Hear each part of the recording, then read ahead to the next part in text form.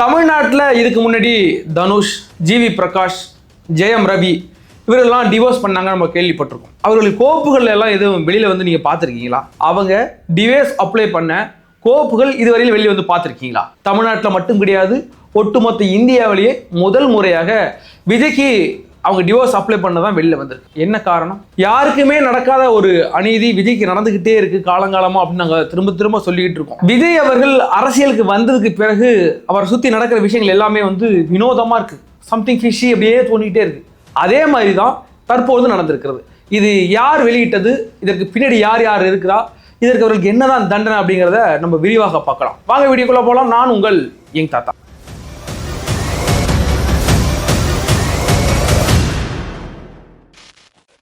விஜய் அவர்களின் மனைவி சங்கீதா அவர்கள் டிசம்பர் 5ஆம் தேதி 2025 செங்கல்பட்டு நீதிமன்றத்தில் ஒரு கேஸ் ஒன்று ஃபைல் பண்ணுறாங்க. எனக்கு விஜயிடமிருந்து டிவோர்ஸ் கொடுங்க அப்படின்னு. ஓகே, அது கடந்த பிப்ரவரி 24ஆம் தேதி தான் செங்கல்பட்டில் உள்ள இந்த குடும்ப நல நீதிமன்றத்துக்கு வருது. ஓகே, அதுலேருந்து 3 நாள் கழிச்சு நேற்று பிப்ரவரி 27ஆம் தேதி இது மீடியாக்கள்லாம் பரவுது. இது எப்படி வந்துச்சு, இது யார் வெளியிட்டா? ஏன்டா சங்கீதா அவர்கள் ஒரு கேஸ் ஒன்று ஃபைல் பண்ணுறாங்க, எனக்கு டிவோர்ஸ் வேணும். அதில் ரொம்ப கிளியராக சொல்லியிருக்காங்க, இது என்னோட தனிப்பட்ட வாழ்க்கை, நான் எடுத்த முடிவு, இது இன் கேமரா ப்ரொசீட் பண்ணுங்க, இது யாருக்கும் தெரியாமல் எந்த மீடியாக்கள் வரக்கூடாது, இது தனிப்பட்ட முறையில் நீங்கள் இதை வந்து விசாரிக்கணும் அப்படின்னு சொல்லியிருந்தாங்க. இது சமூக வலைதளங்களில் வந்தால் எனக்கு பாதிப்பாக இருக்கும், மன உளைச்சல் ஏற்படுத்தும் அப்படின்னு சொல்லியிருந்தாங்க. அதையும் மீறி இன்னைக்கு வெளியில் வந்துருக்கு. அவங்க கேஸை ஃபைல் பண்ணியிருப்பாங்க, அது ஒரு இடத்துக்கு மூவ் ஆகிருக்கும், அது இன்னொரு இடத்துக்கு மூவ் ஆகிருக்கும், போயிருக்கும். இதற்கு இடையில எங்கேருந்து லீக் ஆனிச்சு? அவங்க இந்த நீதிமன்றத்தை நம்பி ஒரு கேஸ் ஒன்று ஃபைல் பண்ணுறாங்க, அதில் கிளியராக எழுதிருக்கு, இது இன் கேமரா ப்ரொசீட், வெறும் பாதுகாப்பாக நீங்கள் பண்ணுங்கன்னு சொல்லியும் இது வந்திருக்குன்னா இது நீதிமன்ற அவமதிப்பு வழக்கு. யார் மேலே தொடுக்கணும்? நீதிமன்றத்து மேலே தொடுக்கணுமா? ஒரு நீதிமன்றத்திலே தான் இது வெளியில் வந்திருக்கு. சரி, இது வெளியில் வந்துட்டு இதை யார் எடுத்து பேசினா, இதை யார் எடுத்து பரப்புனா? தமிழக மீடியாக்கள் எடுத்து பரப்பியிருக்கு. தமிழக மீடியாக்களுக்கு தெரியாதா த ரைட்ஸ் ஆஃப் பிரைவசி அப்படின்னா? உச்சநீதிமன்றத்துடைய தீர்ப்பு இந்த புட்டுசாமி கேஸில் சொல்லியிருக்காங்க. அவருடைய வழக்கு தீர்ப்பில் என்னன்னா, ஒரு மனிதனுடைய திருமணம், டிவோர்ஸ், காதல் இதெல்லாம் உன்னோட பிரைவசி, இதை சமூக வலைதளங்களில் பரப்பக்கூடாது அப்படின்னு உச்சநீதிமன்றமே சொல்லியிருக்கு. அதையும் மீறி ஒரு நீதிமன்றத்திலேருந்து இந்த கோப்புகள் வெளியாகி அதை மீடியாக்கள் பெரிய அளவில் எடுத்து பேசிக்கிட்டு இருக்கு. நேத்திலேருந்து இந்த சண்டிகானுக்கு வேறு வேலையே இல்லை, 32 ஆடு போட்டுட்டான். ஒவ்வொரு விஷயமா எடுத்து அவமானம், என் குடும்பத்திற்கு அவமானம், ஒரு நடிகையுடன் உறவு அப்படின்னு எடுத்து எடுத்து எடுத்து பேசிக்கிட்டு இருக்காங்கல்ல. இதுதான் பத்திரிகை தர்மமா? இதற்கு எதிராக விஜய் அவர்கள் என்ன செய்ய போகிறார்? இது முழுக்க முழுக்க நீதிமன்ற அவமதிப்பு வழக்கு. முதல் நீதிமன்ற அவமதிப்பு வழக்கு நீதிமன்றத்து மேல தான் போகணும். அங்கே இருந்தாலும் வெளியே இருக்கு. அது யார் அங்கே இருந்து பரப்புனது? அங்கே இருந்து மீடியாவுக்கு யார் கொடுத்தது? இந்த மீடியாக்களுக்கு தெரியாதா? இது அவருக்கு எங்கே இருந்து கிடைச்சதுன்னு தெரியாதா? அவர் மேல இது கண்டிப்பா கேஸ் ஃபைல் பண்ணணும். இதுக்கு பெரிய அளவில் சட்டமே இருக்கு, தொழில்நுட்ப தகவல் தொழில்நுட்ப ரைட்ஸ் இருக்கு, ஐடி ஆக்ட் 2000. இதன்படி ஒரு மீடியாக்களில் ஒரு நபருடைய தனிப்பட்ட வழக்கையோ வாழ்க்கையோ புகைப்படங்களோ இல்லை கோப்புகளோ பரவணும், அவங்க மேலே ஆக்ஷன் எடுக்கலான்னு இருக்கு. அப்படி ஆக்ஷன் எடுக்கணும்னா இன்னைக்கு மீடியா மேலே எடுக்கணும், அதை பரப்பினவங்க மேலே எடுக்கணும், அதை எடுத்து விவாதிக்க மேலே எடுக்கணும். நம்மளாம் அதை பற்றி யாருமே விவாதிக்கல. இந்த நேரத்தில் சங்கீதா அவர்கள் இந்த முடிவை எடுத்திருக்காங்கன்னு நம்ம பேசணுமே தவிர எந்த இடத்துலையும் விஜய் அவர்கள் தப்பு செஞ்சிருப்பாரு இல்லைனா சங்கீதா அவர்கள் தப்பு செஞ்சிருப்பாங்கன்னு அதை எடுத்து பேசவே இல்லை. இந்த மீடியாக்கள் ஏன் இப்படி பண்ணிட்டு இருக்கு அப்படின்னு தான் நேற்று நம்ம எல்லா வீடியோக்களும் இதை மட்டும் பேசணும், இந்த மீடியா தவறு செய்கிறது என்று எடுத்து சொன்னமே தவிர வாழ்க்கை சம்மந்தப்பட்டு நம்ம எதுவுமே பேசவே இல்லை. ஆனால் மீடியாக்கள் கடந்த 2 நாள் தொடர்ந்துகிட்டு இருக்கு, முழுக்க முழுக்க விஜயை பற்றியே ஓட்டிக்கிட்டே இருக்கு. இன்னைக்கு வரைக்கும் லைவ்ல ஓடிக்கிட்டு இருக்கு. இது எல்லாத்துக்கும் கொண்டு மைக் நீட்டுறாங்க. பல அரசியல் தலைவர்கள் ரொம்ப ஜெனியூனா இல்லைங்க, அது அவரோட தனிப்பட்ட வாழ்க்கையை பற்றி நான் பேசல அப்படின்ட்டு போயிட்டாங்க. இன்னைக்கு நம்ம வந்து அண்ணாமலை எடுத்துக்கலாம், திண்டுக்கல் சீனிவாசன், வைகோ, அது மாதிரி நிறைய நபர்கள் இல்லை இதில் நான் கருத்து சொல்ல தேவையில்லைங்க அப்படின்ற ஒன்றை மைக்கு நீட்டுறீங்க. சொல்லுங்க, நீங்கள் சொல்லுங்க, விஜய் அவர்கள் வந்து டிவோர்ஸ் ஆகிருக்கு, அப்ளை பண்ணியிருக்காங்க, உங்களுடைய கருத்து எனக்கு கேட்ட மைக்க நீட்டுறீங்க. வெக்கமா இல்லை உங்களுக்குலாம்? ஒரு தனிப்பட்ட மனிதனுடைய வாழ்க்கையை எடுத்து பொது வெளியில் போய் அடுத்தவன்ட்ட கேட்கறதெல்லாம் அசிங்கம் இல்லையா? அப்படி ஒரு பிழைக்கணுமா அந்த மீடியாக்கள் தான் நம்ம கேட்க தோணுது. விஜய் அவர்கள் சம்பந்தப்பட்ட இந்த வழக்கு, விஜய் அவர்களோ இல்லைன்னா சங்கீதா அவர்களோ கண்டிப்பாக இதற்கு வழக்கு தொடுத்துன்னு ஆக வேண்டும். இது வந்து ஒரு சமூகத்தில் பரவிக்கிட்டு இருக்க நோய். கண்டிப்பாக இதில் விஜய் அவர்களும் சங்கீதா அவர்கள் இருவருமே பாதிக்கப்பட்டிருக்காங்க. அவர்கள் இந்த இன்னைக்கு சமூகத்தில் நடந்துகிட்டு இருக்குல்ல, இப்போ எடுத்து பரப்புறது இந்தியாவில் முதல் முறையாக ஒரு நடிகருக்கு, ஒரு அரசியல் கட்சி தலைவருக்கு நடந்துகிட்டு இருக்க இந்த அநியாயம் இருக்குல்ல, இதுக்கு எதிராக கண்டிப்பாக யார் குரல் கொடுக்க மாட்டாங்கப்பா. ஒன்று குரல் கொடுத்தா விஜய் ரசிகர்கள் இல்லை டிவிக்கு தொண்டர்கள் மற்றவெல்லாம் கை கொட்டி சிரிக்கிறது தான் ரெடியாக இருக்கிறானுங்க. இதை எடுத்து வச்சு புரளி பரப்புறதுக்கோ அவதூறு பரப்பு தான் ரெடியாக இருக்கிறாங்க. ஆனால் இந்த இடத்துல விஜயின் சார்பாகவோ அப்படி இல்லைன்னா சங்கீதாவின் சார்பாகவோ கண்டிப்பாக கேஸ் ஃபைல் பண்ணணும்.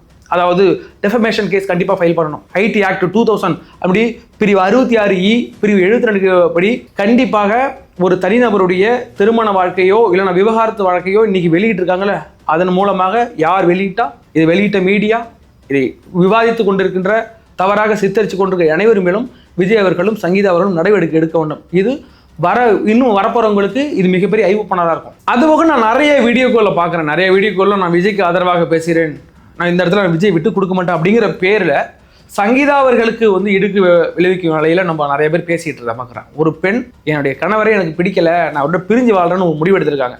நம்மளும் சொல்லியிருந்தோம் அவர்கள் முடிவெடுத்ததெல்லாம் தவறு கிடையாது. இந்த நேரத்தில் எடுக்காம ஒரு 6 மாதத்துக்கு பிறகு எடுத்துக்கலாம், இல்லை 6 மாதத்துக்கு முன்னாடி எடுத்துக்கலாம் நம்ம சொன்னோமே தவிர அவர்கள் எடுத்த முடிவுக்கு நம்ம எந்த இடத்துலையும் அவங்க தப்புன்னு சொல்லல. அவங்க ஒரு போல்டாக அந்த முடிவு எடுத்திருக்காங்களா, கண்டிப்பாக வரவேற்கத்தக்க ஒரு பெண்ணாக ஒரு பாதிக்கப்பட்டதான் எடுக்க வேண்டியதான்.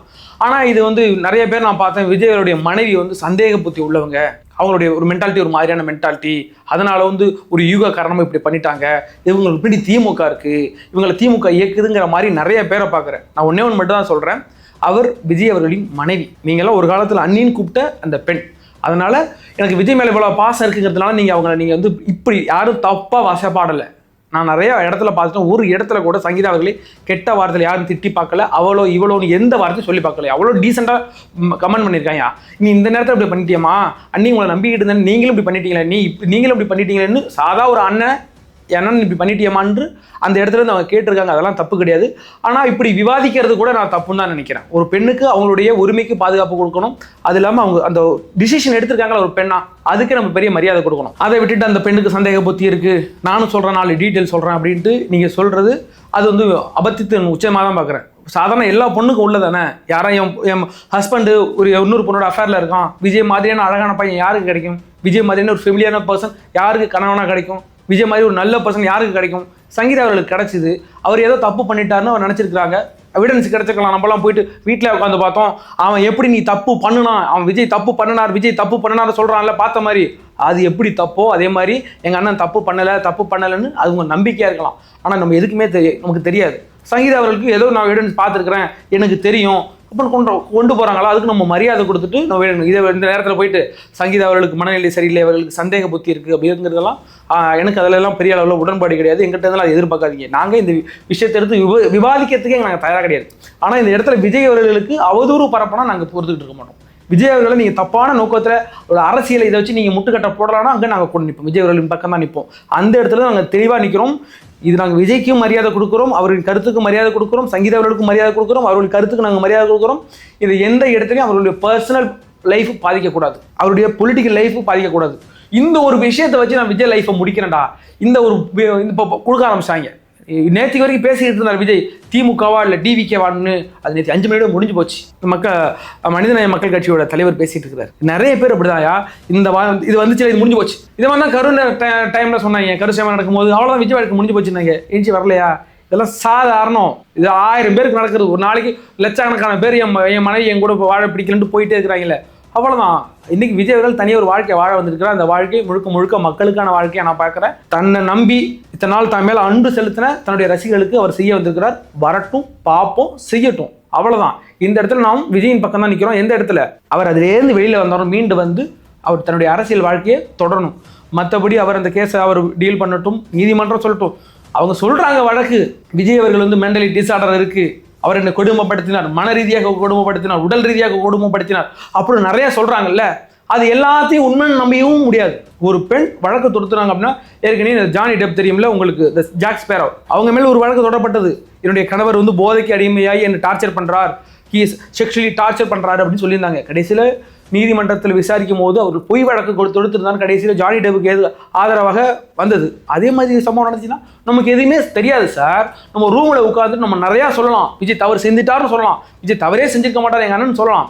ஆனால் உண்மைன்னு ஒன்று இருக்குல்ல, அதை நீதிமன்றம் தான் சொல்லணும். இன்னைக்கு உட்காந்துட்டு விஜய் தவறு செஞ்சிட்டார், விஜய் தவறு செஞ்சிட்டார், அவர் அரசியலுக்கே லாயக்கு இல்லை, அப்போ தான் குடும்பத்தையே பாதுகாக்காத ஒருவன் எப்படி நாட்டை பாதுகாக்க வருவான் ஒருத்தன் அப்படின்னு இவ்வளவு சொல்றீங்களா? அவர் சைக்கோ, வீட்டில் உட்காந்துருப்பார், விட்டத்தை பார்த்துட்டு 4 மணி நேரம் உட்காந்துருப்பார், எங்கேயோ யாரோ உட்காந்துருப்பார். உங்களுக்கு என்ன வந்துட்டு உங்க வாழ்க்கை நீங்க பாருங்கயா.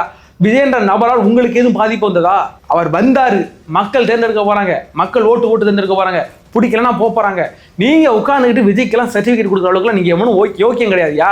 பொண்டாட்டி பின்னாடி வச்சு வண்டியில் ஓட்டிட்டு போகும்போது எதுக்காக பொண்ணு சைட் அடிச்சுட்டு போகிறீங்கடா நீங்கள்லாம், உங்களுக்கெல்லாம் வந்து அடுத்த ஓட்டு ஒரு விஷயம்னா மட்டும் உங்களுக்கு தெரியும். நீங்கள்லாம் யோகியர்கள், நீங்களாம் திருமணம் ஆனதுக்கு பிறகு எந்த பெண்ணையும் 7 பார்க்காதவர்கள். விஜய் மட்டும் இப்படி தப்பு பண்ணிட்டா இவர் அரசியலுக்கு வரப்படாதான். உங்களுடைய எல்லா சிந்தனைகளுக்கும் 2026 மிகப்பெரிய பாடம் புகுட்டப்படும்.